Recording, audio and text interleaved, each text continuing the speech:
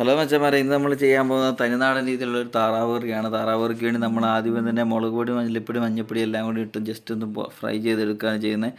അതെല്ലാം കൂടെ കൂട്ടി മസാല റെഡിയാക്കി ആ മസാലക്കകത്തോട്ട് നേരെ നമ്മൾ എത്ര കിലോ, 5 കിലോയ്ക്ക് മേളിൽ നമ്മൾ താറാവിനാണ് ഇടുന്നത്. അതായത് 5 താറാവിനാണ് നമ്മൾ മേടിച്ചിരിക്കുന്നത്. 5 താറാവിനെ നമ്മൾ ഞുറുക്കി പീസാക്കി നമ്മൾ കറി വെക്കാൻ പോവുകയാണ്. അപ്പോൾ നിങ്ങൾ വീഡിയോ ഇപ്പം തന്നെ ലൈക്ക് ചെയ്ത് തുടങ്ങിക്കോ. അപ്പോൾ നമുക്ക് നേരെ വീഡിയോയിലേക്ക് കിടക്കാം. വറുത്തെടുത്ത മുളക് പൊടിക്കകത്തോട്ട് വീണ്ടും നമ്മൾ കുറച്ച് മല്ലിപ്പൊടിയും കൂടി ഇട്ട് വീണ്ടും ഒന്ന് മിക്സ് ചെയ്തെടുക്കുകയാണ്. അതേ സമയത്ത് തന്നെ ഇവിടെ സവോളയും വെളുത്തുള്ളി, കരിവേപ്പില എല്ലാ സാധനങ്ങളും നമ്മളിവിടെ റെഡിയാക്കി വെച്ചിട്ടുണ്ട്. അരിഞ്ഞ് നല്ല പീസാക്കി വെച്ചിരിക്കുകയാണ്. അതുപോലെ തന്നെ താറാവിൻ്റെ കാര്യത്തിലാണെങ്കിലും പെട്ടെന്ന് തന്നെ നമുക്ക് എടുത്ത് ഉപയോഗിക്കാനായിട്ട് താറാവ് നമ്മൾ കഴുകി നല്ല കുട്ടപ്പനാക്കി വെച്ചിരിക്കുകയാണ്. ഇപ്പോൾ ഈ സാധനങ്ങളൊന്ന് വറുത്ത് മുരിച്ചെടുത്തതിന് ശേഷം നമുക്ക് കാണാം.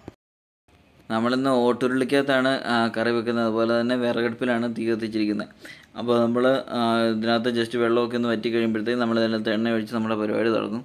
അതേ സമയത്ത് തന്നെ നമ്മളിവിടെ ഇറച്ചി കഴുകി വെച്ചിരിക്കുന്ന ഇറച്ചിക്കകത്ത് മസാല ഇട്ടൊന്ന് മിക്സ് ചെയ്തെടുക്കണം. അതായത് നമ്മൾ വറുത്ത് വെച്ചിരിക്കുന്ന മസാല ഇട്ടൊന്ന് മിക്സ് ചെയ്തെടുക്കണം. നേരെ ആ പരിപാടിയും കൂടി ഈ കൂട്ടത്തിന് നടന്നു പോട്ടെ. കഴുകി വാരി വെച്ചിരിക്കുന്ന താറാവ് പീസ് എടുത്ത് ഒന്ന് അതിനകത്ത് വെള്ളമെല്ലാം ഊറ്റിക്കളഞ്ഞതിന് ശേഷം ജസ്റ്റ് നമ്മുടെ മറ്റൊരു ഉരുളിയിലേക്ക് നമ്മൾ മാറ്റി വെച്ചു. അതേ സമയത്ത് തന്നെ നമ്മുടെ ചട്ടി ചൂടായിട്ടുണ്ട്. നമ്മൾ ചട്ടിക്കകത്തോട്ട് എണ്ണ ഒഴിച്ചിട്ട് ഇനി എണ്ണ ഒന്ന് ചൂടാകാനായിട്ട് വെയിറ്റ് ചെയ്യണം. എണ്ണ ചൂടായി കഴിഞ്ഞാൽ നേരെ ഒന്നും നോക്കാനില്ല, നമ്മളതിനകത്തേക്ക് നേരെ കടുക് വാരി ഇടുകയാണ് ചെയ്യുന്നത്. നമുക്ക് കടുകൊക്കെ ആവശ്യത്തിന് വാരി ഇടാം, ഒരു പ്രശ്നങ്ങളുള്ള കാര്യമല്ല. കാരണം നമുക്ക് ഈ കടുകിടുന്ന സമയത്ത് നോക്കിയപ്പോൾ വീണ്ടും ഇരുട്ട് കുറച്ചും കൂടെ കൂടിയത് കൊണ്ട് തന്നെ നമ്മൾ ടോർച്ച് എടുത്ത് ഉപയോഗിക്കേണ്ടതായിട്ട് വന്നിട്ടുണ്ട്. ടോർച്ച് അടിച്ചാണ് ഇനി ബാക്കിയുള്ള വീഡിയോയ്ക്കകത്ത് നിങ്ങളെ കാണിക്കാൻ പോകുന്നത്. അപ്പോൾ ഇച്ചിരി റിസ്ക്കാണ്, നിങ്ങൾ വീഡിയോ ഒന്ന് കണ്ടു നോക്കുക. കടുകൊന്നൊക്കെ പൊട്ടി തീരുമ്പോൾ തന്നെ നമ്മൾ അതിനകത്തേക്ക് കുത്തിരിഞ്ഞ് വെച്ചിരിക്കുന്ന ഉള്ളി എടുത്ത് ഇട്ട് കൊടുക്കുകയാണ് ചെയ്യുന്നത്. ഉള്ളി എന്നിട്ട് നല്ല രീതിയിൽ ഒന്ന് ഇളക്കി കൊടുക്കുക.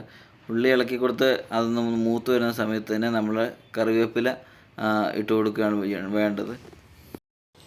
അങ്ങനെ സെറ്റായി വന്നിരിക്കുന്ന ഉള്ളിക്കകത്തോട്ട് നമ്മൾ കറിവേപ്പിലയും അതുപോലെ തന്നെ കൊത്തി അരിഞ്ഞ് വെച്ചിരിക്കുന്ന വെളുത്തുള്ളിയും ഇഞ്ചിയും കൂടെ നമ്മൾ ഇട്ട് കൊടുക്കുകയാണ് ചെയ്യുന്നത്. ഇനി ഇതിൽ നിന്നും ഒന്ന് എല്ലാം കൂടെ ഇളക്കി മിക്സ് ചെയ്യുക. അതിനകത്തൊന്ന് മൂത്ത് വരുന്നവരെ നമ്മളൊന്ന് വെയിറ്റ് ചെയ്യണം.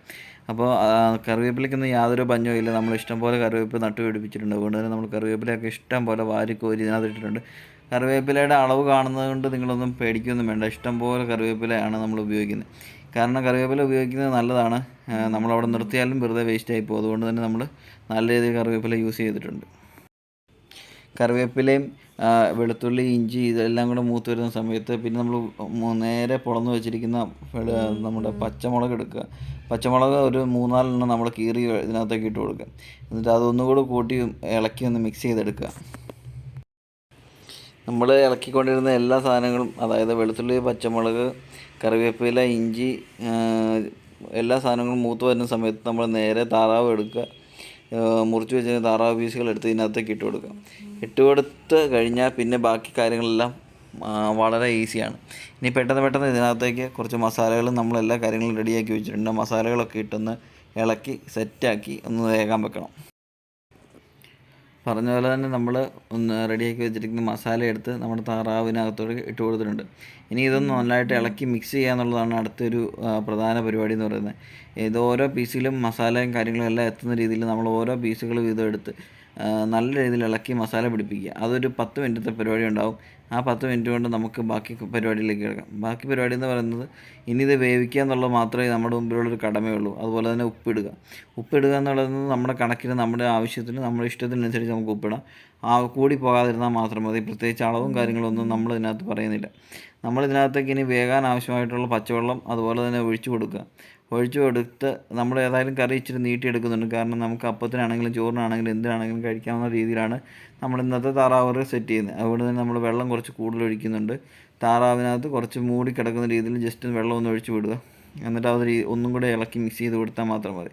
പിന്നെ ഒരു നീണ്ട കാത്തിരിപ്പാണ്. അതായത് നമുക്ക് കറി ഒന്ന് വെന്ത് കിട്ടണം. വെന്ത് കിട്ടിയാൽ മാത്രമേ നമ്മുടെ ബാക്കിയുള്ള പരിപാടികൾ നല്ല രീതിയിൽ സ്മൂത്തായിട്ട് അങ്ങോട്ട് പോകത്തുള്ളൂ. നമ്മൾ പറഞ്ഞ പോലെ എല്ലാ പീസിലും എരിവും പുളിയും എത്തുന്ന രീതിയിൽ നമ്മൾ എല്ലാ പീസിലും നല്ല രീതിയിൽ ഇളക്കി മിക്സ് ചെയ്ത് റെഡിയാക്കി വെച്ചിട്ടുണ്ട്. ഇനി ഇതിനകത്തേക്ക് വെള്ളം ഒഴിച്ചത് കൊണ്ട് ഇനിയിപ്പോൾ ഒന്നും നോക്കാനില്ല. വെള്ളം കൂട്ടിയാണ് നമ്മൾ ഇളക്കി വെച്ചിരിക്കുന്നത്. ഇനി ഒരു ജസ്റ്റ് വെള്ളം ഒഴിച്ച് ഒന്ന് മൂടി വെക്കുകയാണ് ചെയ്യുന്നത്. ഇനി ഒരു അരമണിക്കൂറിന് ശേഷം നമുക്കൊന്ന് കാണാം. അത് കഴിഞ്ഞ് പാത്രം പൊക്കിയപ്പോൾ കണ്ട കാഴ്ച ഇങ്ങനെയാണ്. കറിയുടെ കളറ് മാറി, അതുപോലെ തന്നെ നല്ല രീതിയിൽ വെന്ത് സെറ്റായിട്ടുണ്ട്. നമുക്കിപ്പോൾ അപ്പത്തിൻ്റെ കൂടെ വേണേൽ അപ്പത്തിൻ്റെ കൂടെ കഴിക്കാം, മറ്റേ ചോറിൻ്റെ കൂടെ വേണേൽ ചോറിൻ്റെ കൂടെ കഴിക്കാം. ഏത് രീതിയിലും കഴിക്കാനുള്ള പാകത്തിന് നമ്മുടെ നാടൻ താറാവുകൾ ഇവിടെ റെഡിയാക്കിയിട്ടുണ്ട്. അപ്പോൾ നമുക്കിനി ഇത് നമ്മുടെ പാത്രങ്ങളിലേക്ക് മാറ്റിയിട്ട് നമുക്കൊന്ന് കണ്ടു നോക്കാം. സെർവ് ചെയ്യാനുള്ള പാത്രത്തിലേക്ക് നമ്മൾ കോരി മാറ്റിയതിന് ശേഷം നമ്മളൊന്ന് ടേസ്റ്റ് ചെയ്ത് നോക്കിയപ്പോഴാണ് ശരിക്കും മനസ്സിലായത് താറാവ് കറിയുടെ നാടൻ രുചി എന്താണെന്നുള്ളത്. നമ്മളിപ്പോൾ കടയിൽ നിന്ന് കഴിക്കുകയാണെങ്കിൽ നാടൻ താറാവിന് വേറൊരു രുചിയായിരിക്കും, അതുപോലെ തന്നെ നമ്മൾ വീടുകളിൽ ഉണ്ടാക്കി കഴിക്കുമ്പോൾ മറ്റൊരു രുചിയായിരിക്കും. എന്നാൽ നമ്മൾ നാടൻ രീതിയിൽ നമ്മുടെ പൊടികൾ ഉപയോഗിച്ച് മാത്രം നമ്മൾ ഉണ്ടാക്കുമ്പോൾ അതിനൊരു പ്രത്യേക രുചിയും പ്രത്യേക ഒരു ഗുണമുണ്ട്. അപ്പോൾ അതാണ് നമ്മളിന്ന് കാണാൻ പോകുന്നത്, അതാണ് നമ്മളിന്ന് രുചിക്കാൻ പോകുന്ന കാര്യം. അപ്പം നേരെ പാത്രത്തിലേക്ക് എടുത്ത് നമ്മളൊന്ന് ടേസ്റ്റ് ചെയ്ത് നോക്കി. നമ്മൾ ഉദ്ദേശിച്ച രീതിയിൽ തന്നെ കറി ആയിട്ടുണ്ട്. വളരെ സന്തോഷത്തോടെ നമ്മളത് അപ്പവും കൂട്ടിയും കഴിക്കുകയും ചെയ്തു. അപ്പോൾ ഇന്നത്തെ ചെറിയൊരു വീഡിയോയുടെ നിങ്ങളുമായിട്ട് ഷെയർ ചെയ്തിരുന്നത് നമ്മുടെ നാടൻ താറാവ് കറിയാണ്. നിങ്ങൾക്ക് ഇഷ്ടമാവുകയാണെങ്കിൽ വീഡിയോ ലൈക്ക് ചെയ്യണം, ഷെയർ ചെയ്യണം, സപ്പോർട്ട് ചെയ്യണം.